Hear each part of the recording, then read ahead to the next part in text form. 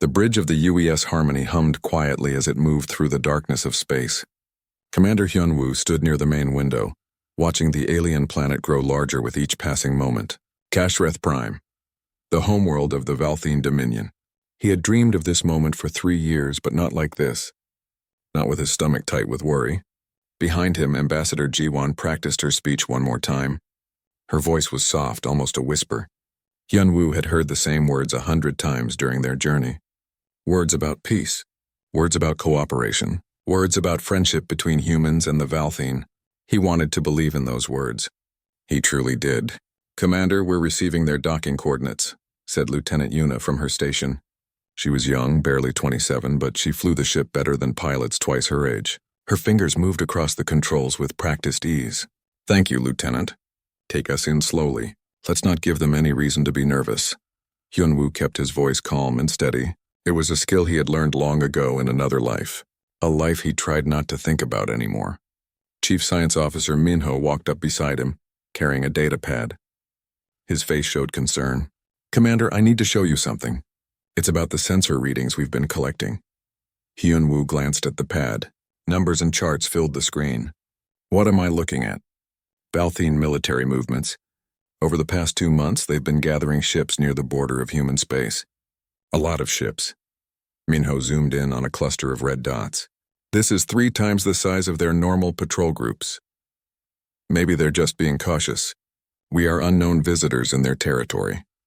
Minho shook his head. "I've analyzed their formation patterns. This isn't defensive positioning, Commander. This is preparation for an attack." The words hung in the air like poison. Hyunwoo looked back at the planet ahead. The Valthene had seemed interested in talking. They had invited humanity to send representatives. They had promised to listen. Had it all been a lie? "Keep monitoring. Say nothing to the others yet. We're here for peace. Let's give peace every chance we can." The Harmony docked at the orbital station without incident. The Valthene greeting party was small, only 5 of them, but they stood tall and proud. Their skin was a deep purple, covered in ridge patterns that marked their family lines. They wore armor even here, even at a diplomatic meeting. Hyunwoo noticed that detail and filed it away. Ambassador Jiwon led their group down the ramp. She smiled warmly, her hand extended in the human gesture of greeting. The lead Valthene, who had identified himself as Council Speaker Drethak, looked at her hand with what might have been confusion or disgust. He did not take it. "You are the humans," Drethak said. It was not a question. His voice came through the translator device with a strange metallic echo. "Yes, I am Ambassador Jiwon, representing the people of Earth and all human colonies. We come in peace and friendship. We bring gifts of knowledge and offers of trade. We hope to build a lasting relationship between our peoples." Drethak made a sound that the translator did not interpret. "Follow. The council will see you now." The council chamber was massive. Hundreds of Valthene filled the curved seats that rose up on all sides. In the center, on the highest platform, sat Supreme Overlord Krethis. He was larger than the other Valthene, his armor decorated with symbols that probably meant great victories in battle. His eyes, 3 of them arranged in a triangle on his face, focused on the human delegation with clear interest. Jiwon walked to the center of the floor. Her team stayed back as protocol demanded. Hyunwoo watched from the side, his hands clasped behind his back. He looked calm, but every sense was alert. Yuna stood next to him, her body tense like a coiled spring. Minho kept his eyes on his data pad, still watching those military movements. "Great Supreme Overlord Krethis," Jiwon began, her voice clear and strong. "Thank you for allowing us to speak before your council. Humanity has traveled far to meet you. We have watched your civilization from a distance and seen your strength, your unity, your achievements. We wish to learn from you and share what we have learned with you." She continued for several minutes, outlining everything humanity offered: medical technology that could extend Valthene lives, agricultural techniques that could feed more people, art, music, and literature from Earth's many cultures, clean energy systems, peaceful cooperation in exploring the galaxy together. When she finished, silence filled the chamber. Then Krethis leaned forward. "You offer us things, but what you offer we do not need. The Valthene Dominion is strong. We have conquered 17 star systems. We have crushed 12 species who resisted us. We rule this sector of space." He paused, and his next words came slowly, deliberately. You come here weak and small, offering gifts like frightened children. You have 3 small colonies, 12 ships. Your military is a joke, and you dare to speak to us as equals? Ji-won's face went pale, but she stood straight. Supreme Overlord, we do not seek to be your enemies. Strength does not have to mean conflict. We can both be strong and still be friends. Krethis laughed. It was a harsh, ugly sound. The other Valthine in the chamber joined him. The noise echoed off the walls surrounding the small human group. Friends? We do not need friends. We need subjects. Here is my offer to you, human. The Valthine Dominion will allow your species to continue existing. You will give us control of all your colonies. You will give us your ships. You will serve us. In return, we will not destroy you completely. You have 10 of your cycles to decide. That is all. But Supreme Overlord, please. Ji-won started to speak, but Krethis raised one hand. Silence. This council has spoken. Leave now. The journey back to the Harmony was quiet. Nobody spoke. What was there to say? When they reached the ship, Hyun-woo immediately called his senior officers to the conference room. Options, he asked. We could fight our way out, Yuna suggested. The Harmony has weapons. We could start a war right here? No. Hyun-woo shook his head. Minho, how long do we have before those fleet movements reach human space? Based on their current speed and trajectory? Maybe 6 days. Possibly 7. They're not going to wait 10 cycles, Hyun-woo said. They're going to attack regardless of our answer. This was never about negotiation. Ji-won sat with her head in her hands. I failed. I should have said something different. I should have... No. Hyun-woo's voice was firm but kind. You did everything right. They were never going to listen. Some people only understand one language. What do we do? Asked Yuna. Hyun-woo was quiet for a long moment. Then he stood up and walked to the communication console. Get me a direct channel to Earth, all frequencies. Public broadcast. Sir? The communications officer looked confused. Do it now. When the channel opened, Hyun-woo took a deep breath. Behind him, he could feel his crew watching. Ahead of him, through the screen, was home. Earth. All the colonies. Millions of people who had no idea what was coming. This is Commander Hyun-woo of the UES Harmony. I am speaking to all of humanity. Our diplomatic mission has failed. The Valthine Dominion has demanded our complete surrender and is preparing to attack our space. We tried to make peace. We offered friendship. We gave them every chance. He paused and his eyes grew hard. We are trying for peace. Now you will know the other side of humanity. He closed the channel and turned to Yuna. Get us out of here. Maximum speed. We need to get home. Yes, sir. The Harmony turned and accelerated away from Kashreth Prime. Behind them, Valthine patrol ships began to follow. Yuna pushed the engines to their limit and slowly the distance grew. 2 escort ships were not as lucky. The Valthine caught them before they could jump to faster than light speed. The explosions were visible even from far away, bright flowers of fire that bloomed and died in seconds. Hyun-woo watched them disappear and felt something cold settle in his chest, something he had kept locked away for 20 years. The Valthine wanted war. They thought humans were weak prey. They were about to learn how wrong they were. General Daeho had been retired for 20 years. He lived in a small house in the mountains, far from the cities and the noise. Every morning he made tea and watched the sunrise. Every evening he tended his garden. It was a peaceful life. He had earned that peace. The knock on his door came at midnight. 2 officers in uniform stood on his porch. They looked young, maybe in their 30s. They saluted sharply when he opened the door. General Daeho, sir, we need you to come with us. The President has recalled you to active service. Daeho looked at them for a long moment. Then he looked past them, at the stars visible above the mountains. Somewhere up there something bad was happening, something bad enough to wake up an old soldier. Give me 10 minutes to pack. Earth Central Command was chaos when Daeho arrived. Officers ran between rooms carrying datapads and reports. Screens showed maps of human space with red warning markers appearing like spreading disease. The President herself met him at the entrance. General, thank you for coming so quickly. Madam President, what's the situation? She led him to the main command center. The largest screen showed Commander Hyun-woo's broadcast message playing on loop. We are trying for peace. Now you will know the other side of humanity. The Valthine Dominion has rejected all diplomatic contact, the President explained. Our intelligence shows a massive fleet approaching our borders. They'll reach the Proxima colony in less than a week. We estimate they have 300 warships, and we have 47 combat-ready vessels. Most of our fleet is exploratory or transport ships. We haven't fought a real war in 70 years. Deho nodded slowly. The numbers were bad, very bad, but he had worked with worse odds before long ago. I need complete authority over all military operations. I need access to every storage facility, every research station, every sealed project, and I need the smartest people you have. You'll have everything.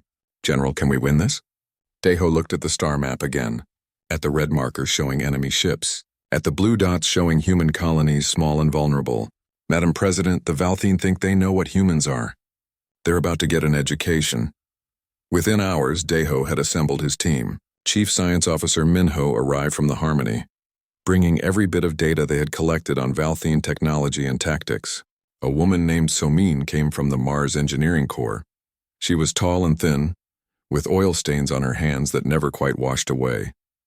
And there was Yunji, a medical officer who specialized in combat physiology. They gathered in a secure room deep underground. Deho looked at each of them. Everything we discuss here is classified at the highest level. What I'm about to show you has been kept secret since the Unification Wars ended. Most people think we destroyed these things. We didn't. We just hid them away and prayed we'd never need them again. He activated a holographic display. Blueprints appeared in the air. Weapon systems, ship designs, battle armor, chemical formulas, technologies that made even these experienced officers go pale. My God, Soman whispered. These are monsters. Yes, Deho agreed. We built these monsters to fight each other. Humans fighting humans. When the wars finally ended, when we finally unified, we locked all of this away. We showed the galaxy outdated technology, simple ballistic weapons, chemical rockets. We let them think we were primitive because we wanted to leave that darkness behind. Minho studied the displays with sharp eyes. But you kept them. Just in case. Just in case someone forced our hand. The Valthine think they're attacking a weak species. They're not. They're attacking the most dangerous species in the galaxy. We just chose not to be dangerous anymore. Soman leaned forward, examining one of the weapon blueprints. This is Project Reaper. I've heard rumors about it. They said it could crack a planet's crust. It can do worse than that. But we're not going to use it that way. We're going to use it surgically. Precisely. The Valthine want war, so we'll give them war. But we'll do it our way. Yunji raised her hand slightly. Sir, about combat readiness. Our soldiers haven't seen real combat in decades. The Valthine are experienced warriors. Then we'll train them fast. You're going to develop enhancement programs. Not just physical training, but chemical augmentation. I know you've been researching combat stimulants that can push human reflexes beyond normal limits. Those are experimental. The side effects are acceptable given the alternative.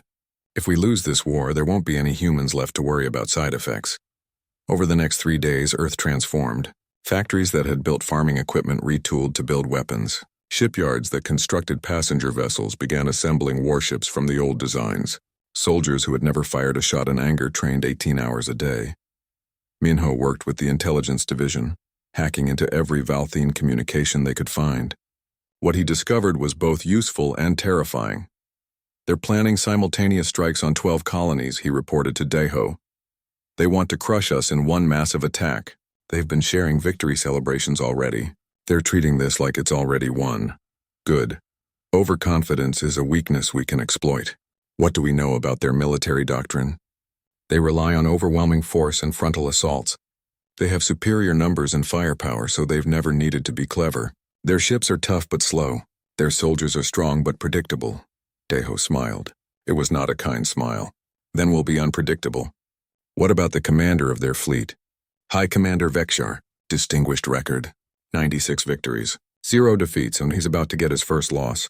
Soman, how soon can we have the stealth systems operational? The first batch of ships will be ready in 2 days. We're coating them with metamaterials that absorb sensor scans. They'll be invisible until they're right on top of the enemy. Excellent. Here's what we're going to do. Deho outlined his plan. It was risky. It was brutal. It required perfect timing and absolute commitment. When he finished, the room was silent. Sir, Minho said carefully, this plan uses our colonies as bait. No, this plan uses our colonies as traps. We're evacuating every civilian from Proxima, from New Sol from all 12 target systems. We're leaving the infrastructure intact, making it look like we're still there. When the Valthene arrive expecting easy prey, they'll find something very different. What if they don't fall for it? They will. They think we're weak. They think we're scared. They have no idea what's waiting in those systems. On the 5th day, Commander Hyunwoo arrived at Earth Central Command. Daeho hadn't seen him in 20 years. The younger man looked tired, haunted by the deaths of his escort ships, but his eyes were still sharp. "General Daeho, sir." Hyunwoo saluted. "Commander, I've read your report. You did everything right up there. This isn't your fault. 2 ships destroyed. Good people dead because I couldn't make the Valthene listen. The Valthene were never going to listen. People like that only understand strength, so we're going to speak their language." Daeho pulled up a tactical display. "I'm giving you command of the Proxima Defense Group. You'll have 30 ships all equipped with the new stealth systems. Your job is to make the Valthene regret ever entering human space." Hyunwoo studied the plan. Slowly, his expression changed. The haunted look faded, replaced by something harder, something that Daeho recognized from their previous war. "This is the old Hyunwoo plan, from Meridian Station. Modified for space combat, yes." "Can you do it?" "Yes, sir. But General, if we do this, if we show them what we're really capable of, there's no going back. The peaceful image we've built will be gone, I know. But right now, peace means extinction. We tried their way. Now they'll learn ours." Lieutenant Yuna volunteered for something called the Ghost Pilots Program. When Yoonji explained what it involved, most pilots walked away. The procedure would connect their nervous systems directly to their fighters. They would feel the ship as an extension of their own body. The neural integration was experimental and irreversible. Yuna signed the consent form without hesitation. "You understand you can't undo this?" Yoonji asked. "I understand that my friends died because we weren't ready to fight. I won't let that happen again." The surgery took 6 hours. When Yuna woke up, she could feel the fighter in the hangar 3 floors below. It hummed in her mind like a second heartbeat all across human space. Similar scenes played out. Engineers built weapons they had sworn never to build again. Soldiers prepared for a war they had hoped would never come. Scientists weaponized everything from sound waves to gravity itself. The Valthene fleet continued its approach, confident and unstoppable. High Commander Vexor reviewed the battle plans with satisfaction. 12 colonies would fall in a single day. The humans would surrender immediately after. It would be glorious. He had no idea that every human ship he detected was a decoy. He couldn't see the real fleet hidden in the shadows waiting. The last transport ship left Proxima Colony carrying the final group of civilians. The city below stood empty, its lights still on, making it look occupied. In the asteroid belt beyond, Commander Hyunwoo watched and waited. "All ships report ready," Yuna said from her cockpit. Her voice sounded different now, harmonized with her ship systems. "Good. Remember, no one fires until they're committed. Let them come deep into the system. Let them feel safe. Then we show them the other side of humanity." High Commander Vexor stood on the bridge of his flagship, the Eternal Dominance, and watched the human colony grow larger on his screens. Proxima. A small world with maybe 3 million humans. It would fall before midday. "All ships report ready, Commander," his tactical officer said. "Excellent. Begin the attack. I want complete destruction of all military facilities. Leave the residential areas intact. We'll need the survivors as workers." The Valthene fleet dropped out of faster-than-light travel in perfect formation. 300 warships arranged in attack waves, each one bristling with weapons. It was beautiful, overwhelming, unstoppable. Vexor smiled. The humans had positioned a small defensive fleet in orbit. Maybe 15 ships, pathetic. This would be over quickly. "They're hailing us, Commander." "Ignore them. Fire at will." The Valthene fleet opened fire. Plasma beams and missile barrages lit up space. The human ships exploded one after another. Brief flowers of fire that faded quickly in the void. Within minutes, the orbital defenses were gone. "Too easy," muttered the tactical officer. Vexor nodded. The humans talked about peace because they had no capacity for war. "Proceed to the planet. Begin bombardment of military targets." That's when the darkness came alive. Every asteroid in the belt suddenly lit up with weapons fire. Every piece of debris that the Valthene had dismissed as space junk opened up with cannons and missiles. The empty space between their ships erupted with enemy fighters that appeared from nowhere. "Where did they come from?" Vexor shouted. "Sensors showed nothing. I don't know, sir. They just appeared. What the Valthine didn't understand was that the human ships had been there all along, coated in metamaterials that made them invisible to sensors. They had floated silently, waiting, while the Valthine flew straight into their trap. Commander Hyunwoo watched from his command ship as the trap closed. All units fire at will. Target their engines first. Disable, don't destroy. I want them stranded and confused. The battle became chaos. Valthine ships built for frontal assaults found themselves taking fire from every direction. Their formation broke apart as captains tried desperately to identify targets they couldn't see, until weapons fire gave away positions. Lieutenant Yuna flew her fighter through the confusion like a ghost. With her neural link, she didn't need to think about controls. The ship responded to her thoughts, performing maneuvers that violated what the Valthine understood about physics. She dove between two Valthine cruisers, firing as she went, then rolled vertical and accelerated away before their defensive weapons could track her. This isn't possible, she heard one Valthine captain say over the open channel. How are they moving like that? She targeted his ship's engine and fired. The cruiser went dark, drifting helplessly. Maybe you should have asked before attacking, she whispered. Minho monitored the battle from Earth Command, watching data streams flow across his screens. General, they're trying to retreat. Don't let them, Daiho ordered. I want them pinned in that system. Let word spread through their fleet about what happened here. Copy that. Activating gravity wells. Hidden stations around Proxima activated, generating artificial gravity fields that prevented faster-than-light travel. The Valthine were trapped, unable to escape, unable to win. High Commander Vekshar watched in horror as his fleet was systematically dismantled. A third of his ships were disabled. Another third were destroyed. The rest were taking heavy damage. This was impossible. The intelligence report said humans were weak, primitive, easy prey.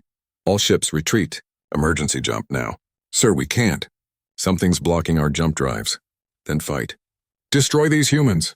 But the Valthine ships were designed for straightforward combat, and this was anything but straightforward. The humans appeared and disappeared like ghosts. They struck from impossible angles. They knew exactly where to hit to cause maximum damage with minimum effort. On the colony world Bethel, a different kind of battle was unfolding. A Valthine landing force had reached the surface expecting to find frightened civilians. Instead, they found Captain Hana and her unit. Hana had served in the Unification Wars. She was 50 years old and had seen combat that would break younger soldiers.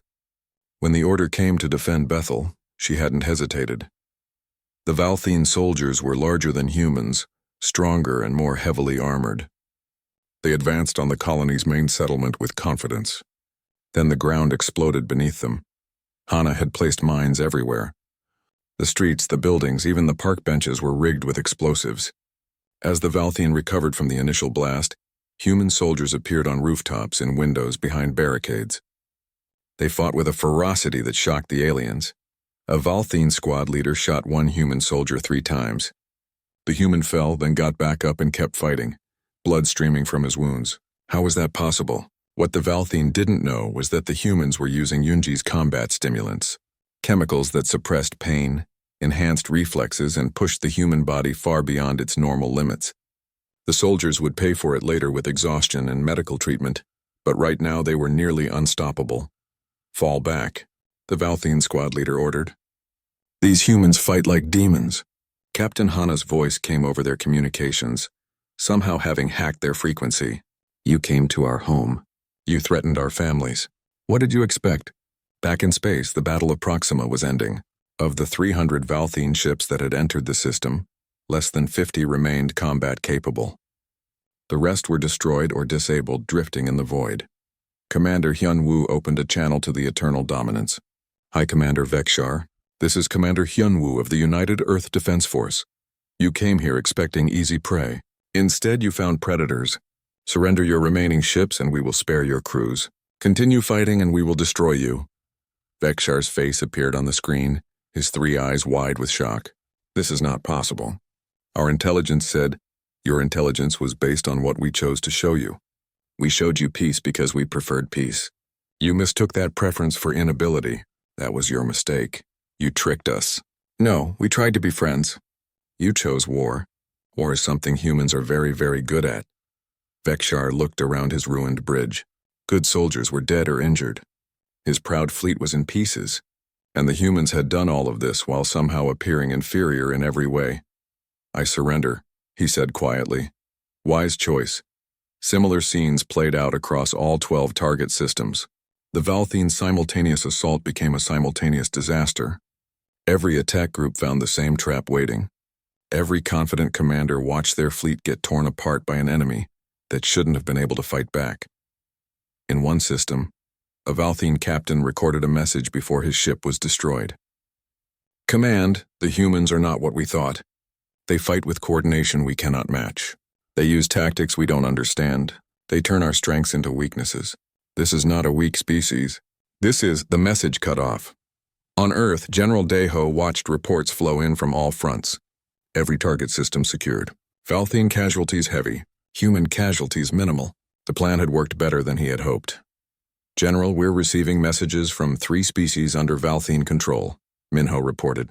They're asking if the reports are true. If humans really defeated the Valthine fleet, tell them yes. Tell them humanity stands against tyranny wherever we find it. Sir, this could start a wider war. The Valthine Dominion still has 2/3 of their military intact. I know, but we've made our point. They thought we were sheep. Now they know we're wolves. Deho pulled up a strategic map showing Valthine territory. The question is, what do they do next? In the Valthine capital, Supreme Overlord Krethis received the reports with growing rage. 12 attack groups destroyed, thousands of soldiers dead, High Commander Vekshar captured and humiliated, and worst of all, subject species were starting to question Valthine's strength. This is unacceptable. Krethis slammed his fist on his throne. The humans use deception and cowardice. They are honorless. His chief advisor spoke carefully. My overlord, perhaps we should reconsider our approach. The humans have proven more capable than we thought. No, we will crush them completely. Prepare the main fleet. We will strike at Earth itself and burn their homeworld to ash. But overlord, if we commit our main fleet and fail, we will not fail. The Valthine Dominion has never been defeated in open battle. Gather every ship. Call in our subject species forces. I want a fleet so large that the humans cannot possibly win. The order went out. The Valthine were mobilizing for total war. On Earth, Hyunwoo stood in the command center with Daiho, Minho, Somin, and Yunji. They watched the intelligence reports showing massive Valthine fleet movements. They're not backing down, Minho said. They're escalating. We hurt their pride, Daiho said. Now they need to prove themselves. This is about to get much worse. Hyunwoo looked at the star map, at all the red markers showing enemy ships gathering. So many ships, more than the entire human fleet combined. Can we win against those numbers? Daiho was quiet for a long moment. Winning isn't just about numbers. It's about will, about determination, about being willing to pay the price for victory. The Valthine still think this is a game, a matter of pride. For us, it's survival. Operation Reckoning began at dawn. 60 human warships equipped with captured Valthine jumpgate technology, prepared to strike deep into enemy territory. Commander Hyunwoo stood on the bridge of his flagship, the Righteous Fury, and watched his crew make final preparations. Lieutenant Yuna ran through her pre-flight checks. With her neural link, she could feel every system in her fighter humming with readiness. Around her, 20 other ghost pilots did the same. They would be the first wave, the spear point that cleared the way for the larger ships. All ships report ready, Commander, reported the tactical officer. Good. Remember, we're not conquerors. We're not the Valthine. Every target we hit is military only. If there are civilian areas, we avoid them. If the Valthine try to use civilians as shields, we find another way. We're not fighting to be monsters. We're fighting so we don't have to fight anymore. The words felt heavy in his mouth. Hyunwoo wondered if he believed them himself anymore. He had seen too much death, caused too much destruction, but he had to believe there was still a line they wouldn't cross. Had to believe humans were better than their enemies. The fleet jumped. The first target was Keshra 7, a Valthine industrial world that produced most of their weapons. It was heavily defended with orbital platforms and a garrison fleet. Intelligence said it would be nearly impossible to attack successfully. Intelligence was wrong. The human fleet arrived in scattered formation, designed to look disorganized and desperate. The Valthine defense coordinator actually laughed when he saw them on his sensors. They're making this easy. All platforms open fire. Destroy them quickly. The orbital platforms opened up with everything they had, but the human ships scattered like startled fish, moving in patterns that seemed random but were carefully calculated. The platform's targeting systems couldn't track them effectively. Then Yuna and her ghost pilots arrived from a different vector, moving too fast for the defense systems to lock on. They dove between the platforms, firing precision strikes at power relays and weapons control. Within minutes, half the orbital defenses were offline. "What is happening?" the defense coordinator shouted. "How are they doing this?" A specialist named Jiho was part of the boarding teams. His job was demolition, taking apart things that were built to last. When his team reached the main weapons factory on Keshra 7, he moved through it like a surgeon, placing charges with perfect precision. "This is wrong," one of his team members said, looking at the factory floor. "There are civilians working here." Jiho nodded. "I see them. Which is why we're not blowing up the factory. We're blowing up the machines. Just the machines." He reprogrammed each charge, adjusting timers and blast patterns. It took longer, much longer than a simple demolition would. But when the charges went off, the machinery exploded while the factory walls held. The civilians had time to evacuate. The weapons production stopped. Commander Hyunwoo broadcast a message to the planet. "People of Keshra 7, this is Commander Hyunwoo of Earth. We gave you 2 hours to evacuate all military facilities. You chose to keep civilians inside, thinking we wouldn't attack. You were wrong about our willingness to fight. But you were right that we won't murder innocents. Your military infrastructure is destroyed. Your people are safe. Think about which side really values life." The message spread through Valthene networks faster than their military could suppress it. Worlds under Valthene control heard about humans who fought fiercely but spared civilians, who destroyed military targets with surgical precision, who were nothing like the Valthene themselves. On Earth, Ambassador Jiwon worked in her new role as Psychological Operations Officer. She felt strange doing this, using words as weapons instead of bridges, but if it saved lives, if it shortened the war, then it was necessary. She broadcast footage of Valthene defeats. She shared recordings of Valthene commanders expressing shock and fear. She made sure every subject species under Valthene control could see that the seemingly invincible Dominion was losing. "Is this right?" she asked General Daeho one night. "Using propaganda, manipulating information? Is it any worse than the lies the Valthene told their subjects?" Daeho replied, "You're not making things up. You're just making sure the truth spreads. Sometimes the truth is the best weapon. I wanted to bring species together through understanding. Now I'm driving them apart through war. No. You're showing oppressed species that they don't have to stay oppressed. That's not driving them apart. That's giving them hope." 3 subject species under Valthene control started rebellions within a week. The Valthene suddenly had to fight wars on multiple fronts. Resources that should have gone to fighting humans went to suppressing revolts instead. Supreme Overlord Krethis executed his defense coordinator for the failure at Keshra 7. He executed 3 more commanders for losing battles. He executed a governor for letting rebellion start on his world. Fear and paranoia spread through Valthene leadership. "The humans are making us look weak," Krethis raged. "We need a decisive victory. Something so overwhelming that no one will ever question Valthene's strength again." His new military commander, a brutal officer named Reshkil, stepped forward. "My overlord, I have a plan. But it requires using weapons we have kept in reserve. Weapons we swore never to use." "What weapons?" "Antimatter bombs. We can sterilize entire planets. If we use them against human colonies, the humans will surrender immediately. But we would kill billions, even our own subject species on those worlds. Necessary sacrifice for victory, my overlord." Krethis was quiet for a long moment. Then he nodded. "Do it. Prepare the weapons. Target the human colony of New Sol. If we destroy it, we show humanity the price of defying us." The order was encrypted and sent through secure channels. But Minho and his intelligence team were very good at breaking encryption. Within an hour, Earth Command knew about the antimatter bombs. "How long do we have?" Daeho asked. 3 days, maybe 4. The bombs are being moved to launch platforms in the Keshra system. Can we evacuate New Sol in that time? Maybe. But General, even if we save the people, losing the colony would be a huge blow. New Sol is our 2nd largest settlement. It's symbolic. Daeho looked at the star maps, at the vast distance between Earth and Keshra. "Then we don't evacuate. We stop the bombs from launching. Sir, that would require striking deep into heavily defended Valthene territory. The casualty rate would be, I know, but if those bombs launch, millions die. We have to try. Commander Hyunwoo volunteered to lead the mission immediately. I know Keshra system. We just attacked it. I know their defenses, their response patterns. Give me a strike team and I'll destroy those bombs. This is likely a one-way trip, Daeho said quietly.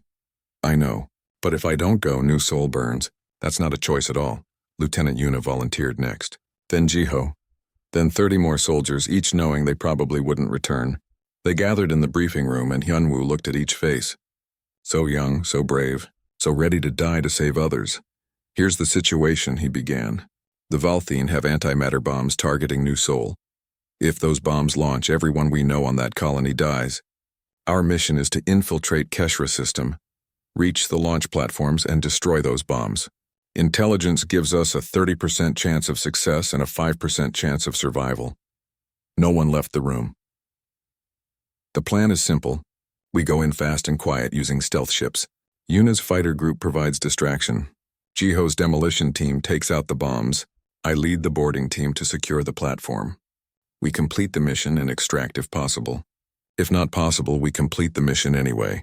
They spent 2 days planning every detail, every backup plan, every contingency. Yoonji provided each soldier with the strongest combat stimulants available. These will keep you going far past normal human limits, she warned. But the crash afterward will be severe. Your body will shut down for days. Will we live through the crash? Someone asked. If you make it back, yes. If you don't, it won't matter on Earth. President Chaewon held an emergency meeting with her cabinet. General Daeho, the council is concerned. We've pushed deep into Valthine territory. We've made them desperate. Some members think we should accept a peace offer if they make one. They won't make a genuine peace offer, Daeho replied. They'll offer surrender terms that are slightly better than extermination. The Valthine only respects strength. If we show weakness now, we lose everything. But at what cost? How many more people have to die? Far fewer than if we stop now and let them rebuild. Madam President, I fought in the unification wars. I know what happens when you let a wounded enemy recover. They come back stronger and angrier. We need to finish this, Admiral Nari, commander of the Home Fleet, agreed. The President is right to be concerned about casualties. But the General is right about the strategic situation. If we can destroy these antimatter bombs, we prove the Valthine can't threaten our core worlds. It breaks their will to fight, Jiwon spoke up. What about negotiations? Surely after all these defeats, the Valthine would be willing to talk. They see negotiation as weakness, Daeho said. We tried that approach already. It only works after you've proven you can destroy them completely. We're not there yet. The strike team launched at midnight.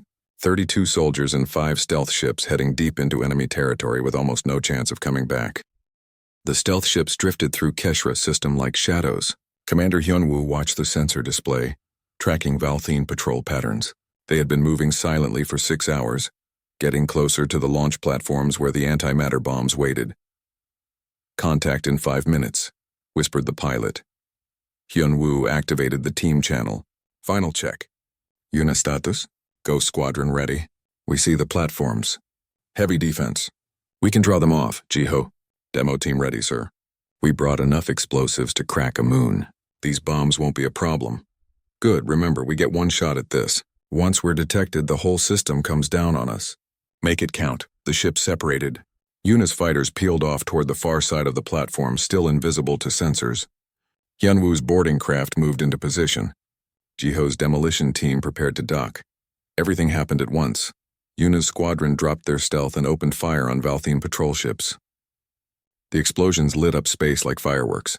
Alarms blared across every Valthine vessel. Defense platforms swiveled toward the sudden threat. While they were distracted, Hyunwoo's team hit the launch platform from the opposite side. They breached the hull and poured inside. Valthine soldiers rushed to stop them, but the humans moved like they were possessed. Yoonji's combat stimulants made them faster, stronger, almost unable to feel pain.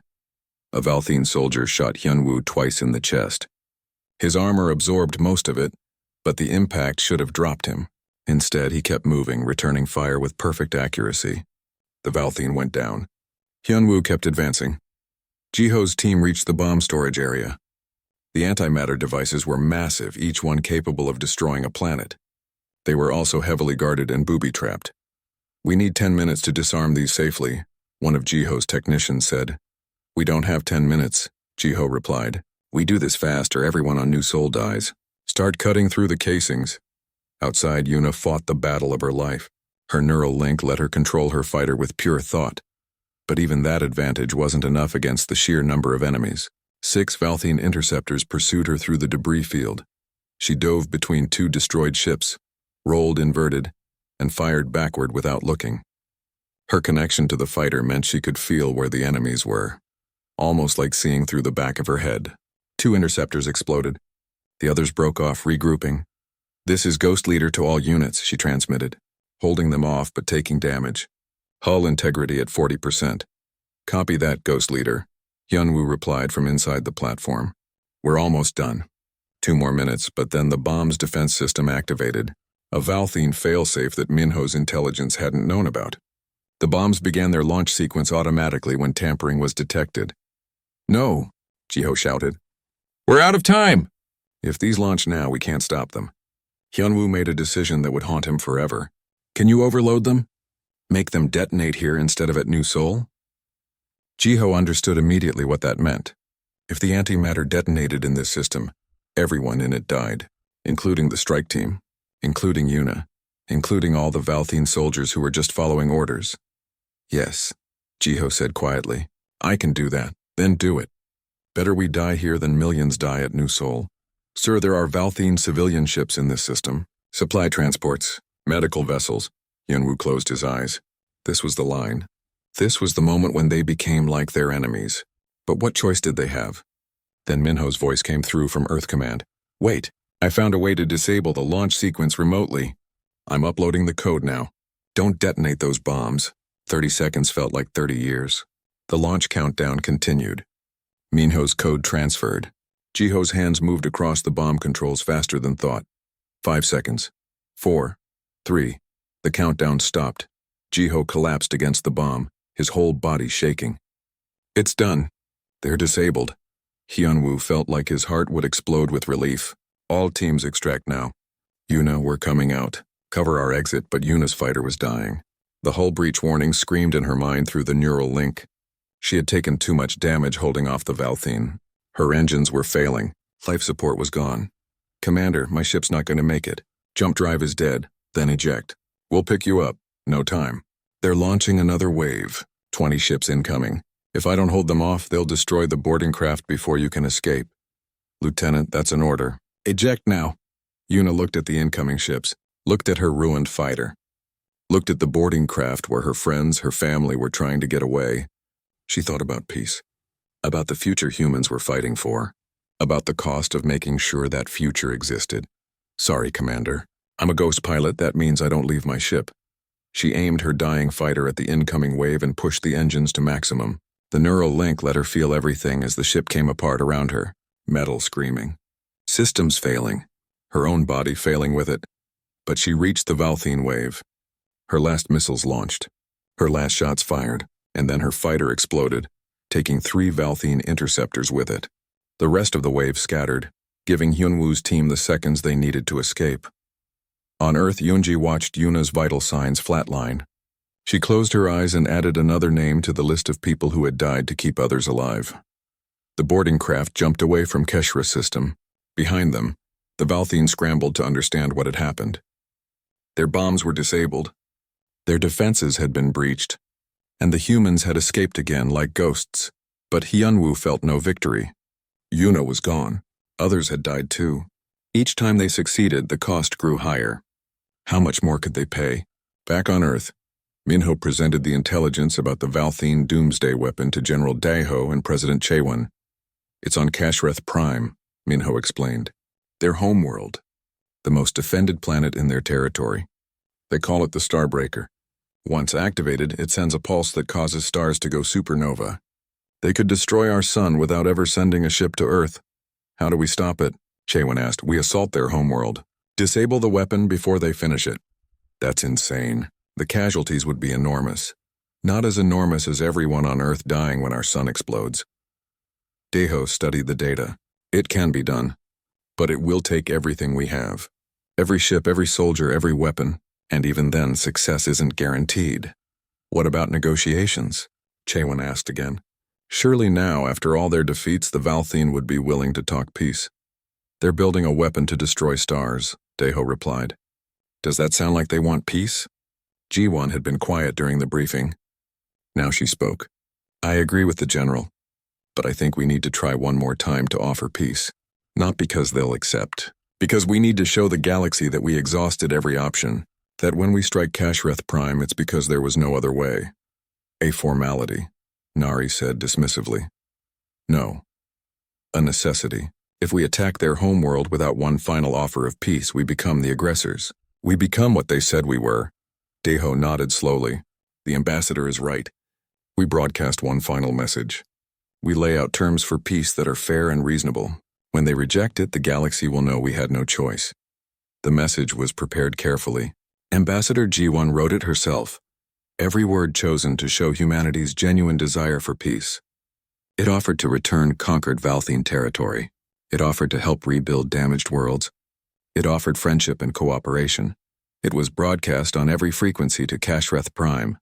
Supreme Overlord Krethys heard it and laughed. The humans beg for mercy. They know they cannot win. Ignore their pathetic message. Finish the Starbreaker. We end this war in one stroke. But other Valthene heard the message too. Soldiers who were tired of fighting. Civilians who had lost homes and families. Subject species who saw humans offering the kind of peace the Valthene had never shown them. Dissent began to spread. Small at first, just whispers, but whispers grow into shouts. Commander Hyun-woo prepared for the assault on Kashreth Prime. He assembled a strike team of volunteers. 30 soldiers who knew this might be their last mission. Specialist Jiho was among them, quiet and determined. So were others who had fought since the beginning.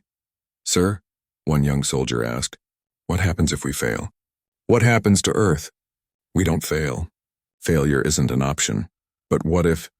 Then we fail knowing we did everything we could. That we fought for something worth fighting for. That we gave humanity every chance to survive. The fleet gathered near Earth one last time. Every combat-capable ship humanity possessed. 40,000 soldiers. The entirety of Earth's military strength committed to one desperate assault. General Daeho addressed them all via broadcast. What we attempt today has never been done. We're attacking the enemy's homeworld. Their center of power, their most defended planet. Many of you will not return. But you fight for something greater than yourselves. You fight for every human who ever lived. For every human yet to be born. The Valthene wanted war. We gave them war. Now we give them one more chance for peace. And if they refuse, we give them an ending. The fleet jumped. Kashreth Prime's defense network detected them immediately. 1,000 defensive platforms, 500 warships,